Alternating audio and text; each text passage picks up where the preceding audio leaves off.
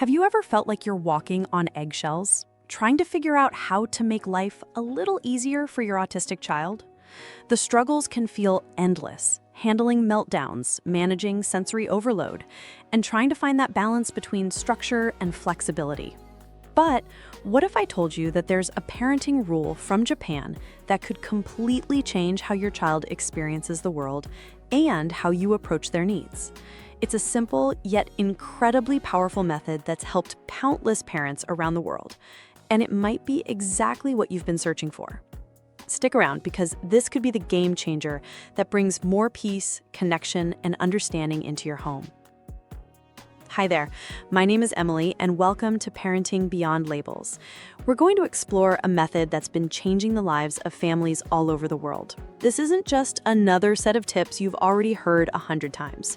No, today we're talking about a unique approach, one that comes from Japan, that focuses on helping your neurodiverse child with emotional regulation, behavior, and building a strong and supportive relationship. It's a way of parenting that's been rooted in cultural traditions and values for generations. And it's now gaining recognition for its effectiveness in managing the day-to-day challenges that many parents of neurodiverse children face.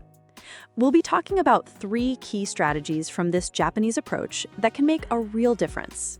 These strategies are practical, easy to understand, and can be implemented in your own home right away. These are real, actionable steps that can transform the way you parent and interact with your child. So whether you're struggling with meltdowns, emotional outbursts, or just trying to find that sweet spot between discipline and understanding, this video will give you the tools to feel more confident and capable. So stick with me, and let's see how these Japanese techniques can help you and your child thrive together.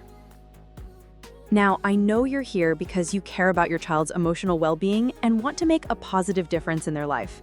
That's why I encourage you to hit that subscribe button now. If you don't, you might miss out on life-changing advice and strategies that could make your day-to-day parenting easier and more fulfilling. Don't let that happen.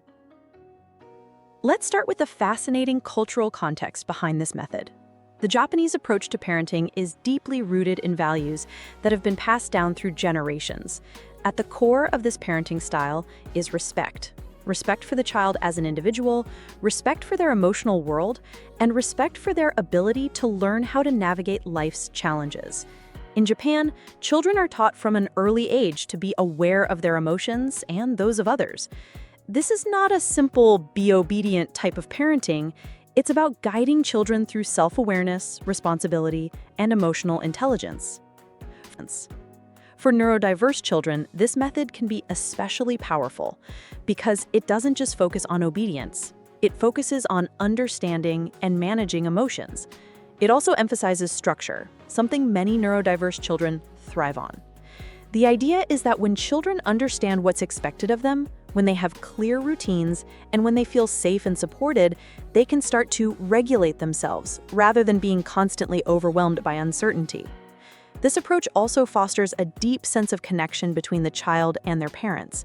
Instead of strict top-down discipline, the emphasis is on mutual respect, with an understanding that both the parent and the child are learning together, working as a team.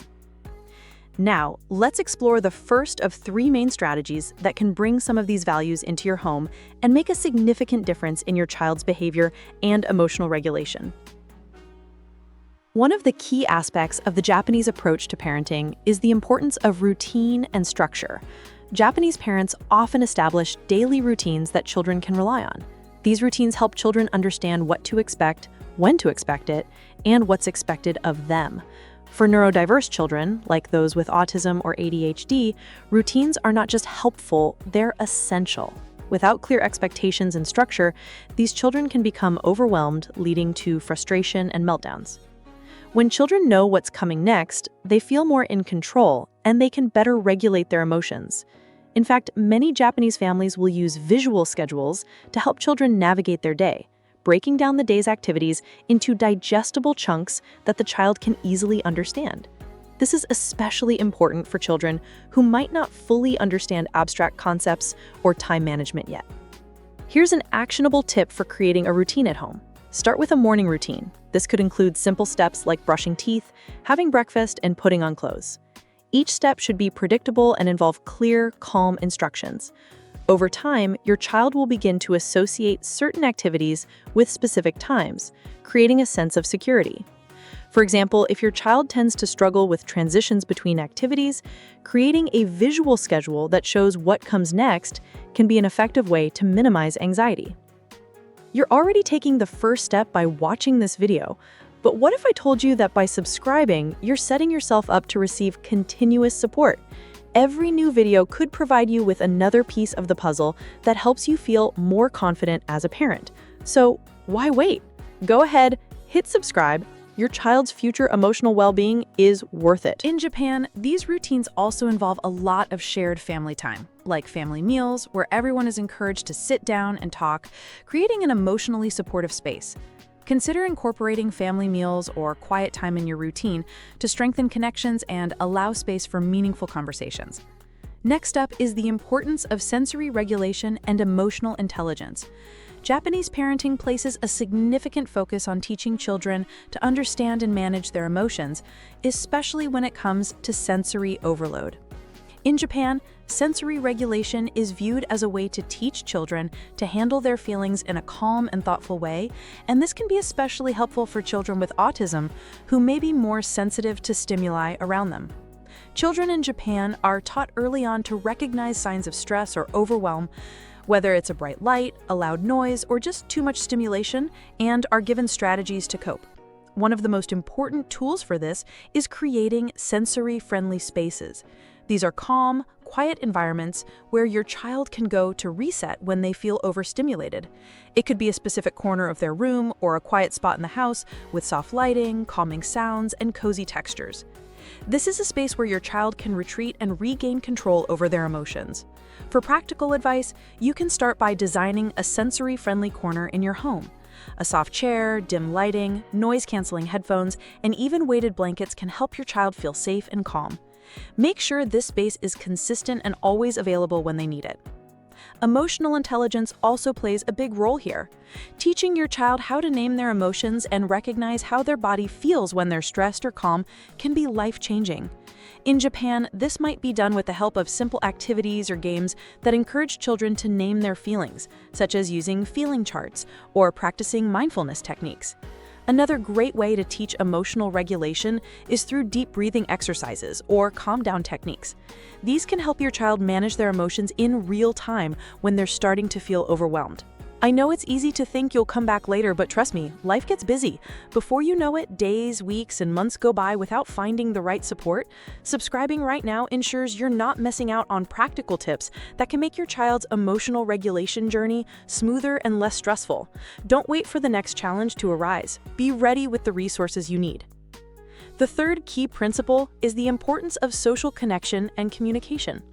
This is one of the most important elements of the Japanese rule, understanding that connection matters more than blind obedience. In traditional Japanese parenting, there is a strong focus on teaching children empathy, respect, and emotional connection rather than just enforcing rules and commands. This approach is especially beneficial for neurodiverse children, who may struggle with social cues or may not understand why certain behaviors are expected of them. Rather than simply trying to get children to follow commands, Japanese parenting encourages children to understand why certain behaviors are important, how their actions impact others, and why communication and empathy matter. This is done through what we call social stories, which are simple narratives that help children understand social situations, express their emotions, and learn appropriate behaviors. For example, a social story might explain what happens when a child shares their toy with a friend, or why saying "excuse me" is important in a public setting. Social stories can be tailored to your child's specific needs, which makes them incredibly effective. They teach children not just the what, but the why behind social interactions, which is something that many neurodiverse children can find difficult to grasp without this extra support. One practical way to use social stories is by creating a short story with pictures that explain a situation your child may face, like going to a doctor's appointment or meeting someone new. Walk them through the steps and emotions involved, showing how to behave, what to expect, and how to communicate appropriately. If you're not subscribed yet, think about this. Every moment you spend in this community will help you grow as a parent. If you leave now and forget to subscribe, it could be one more opportunity missed to support your child in the best way possible. So take a moment and subscribe. You'll be glad you did when the next parenting breakthrough happens. Now let's take a look at some real-life examples of families who've implemented these strategies with success. These stories will give you a better sense of how these techniques can work in the real world. For example, one family shared how their autistic child used to struggle with transitions. Going from one activity to another would often trigger a meltdown. But once they started incorporating structured routines, using social stories to prepare for transitions, and offering a sensory-friendly space when things got too overwhelming, they noticed a huge improvement. Their child began to understand what was coming next and how to manage their emotions better, leading to fewer outbursts and more calm, peaceful moments. Another family used deep breathing exercises to help their child regulate during moments of sensory overload. With consistent practice, their child learned how to recognize when they were getting overstimulated and could use the breathing techniques to calm down on their own.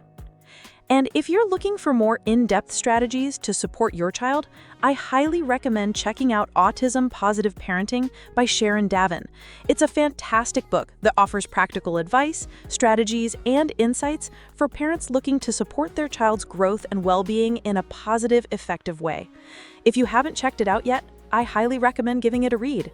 You can find it on Amazon, and I've dropped the link in the description below, along with a few other helpful books that could make a big difference in your journey. Don't hesitate to check them out. Now that we've explored these 3 powerful strategies, I'd love to hear from you. Have you ever tried incorporating routines, like the ones we discussed, to help your child feel more secure and at ease? Maybe you've used visual timetables or set consistent daily schedules. How did that work for you? If you faced any challenges, I want to know. Whether it's about keeping up with the routines or seeing if the sensory regulation tools we talked about make a difference, share your experiences in the comments below. Your story could be exactly what someone else needs to hear today. I also want to remind you that if you're finding this video helpful, I'd be so grateful if you could take a moment to hit that like button. It helps other parents just like you find this information. Plus, it lets me know what kind of content you enjoy so I can continue sharing more of it. And if you haven't yet, don't forget to hit the subscribe button. I'm so excited to be able to share more tips, strategies, and insights with you that can make a real difference in your journey as a parent. By subscribing, you'll never miss out on videos that could offer the advice or inspiration you've been looking for. Also, make sure to click the notification bell so you're always updated when a new video drops. Trust me, I've got some exciting things planned ahead that I can't wait to share with you. As we come to the end of today's video, let's take a moment to recap everything we've talked about. I know there's a lot of information packed in here, and I want to make sure you walk away feeling empowered with the knowledge you need to support your child in the best way possible. So, let's start with the first strategy we discussed: establishing routines. Creating a consistent and structured environment is such a simple yet powerful tool in helping your child feel secure and clear about expectations. By setting up a routine, whether it's a visual schedule, a set bedtime routine, or a daily plan, you're giving your child the gift of predictability. And as we know, predictability can make a huge difference when it comes to reducing anxiety, minimizing confusion, and boosting overall emotional well-being. Next up, we explored creating sensory-friendly spaces. This one is crucial for neurodiverse children, especially those with sensory sensitivities.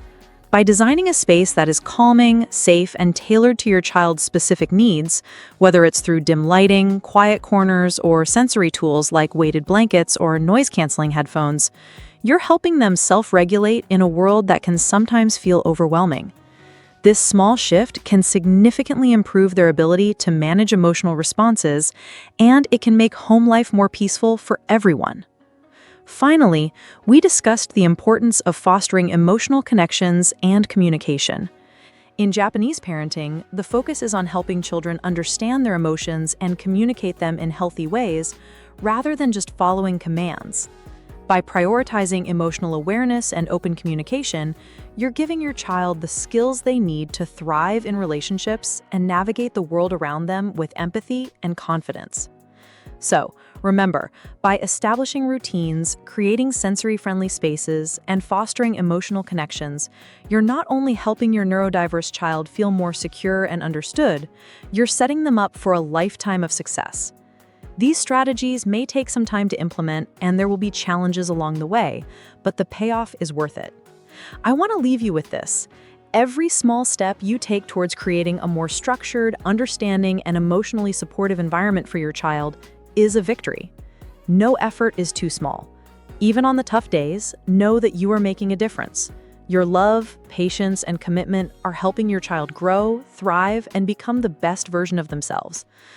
Look, I get it. You're probably thinking, I'll come back later. But the truth is, subscribing means you're always in the loop when new tips and strategies drop. Without subscribing, you might find yourself back where you started, unsure of how to handle the next emotional challenge your child faces. Subscribe now and ensure you don't miss out on the support you deserve. Thank you so much for watching today. I truly hope these tips and strategies will be a helpful resource for you as you continue on this incredible journey of parenting your neurodiverse child. And remember, you're not alone in this. We're all in it together, and by sharing our experiences, we can build a strong, supportive community where every child can flourish. I'm excited to see how you incorporate these strategies into your own parenting. I'd love to hear about your experiences in the comments, so don't hesitate to share what works for you or any questions you might have. Take care of yourselves, and I'll see you in the next video.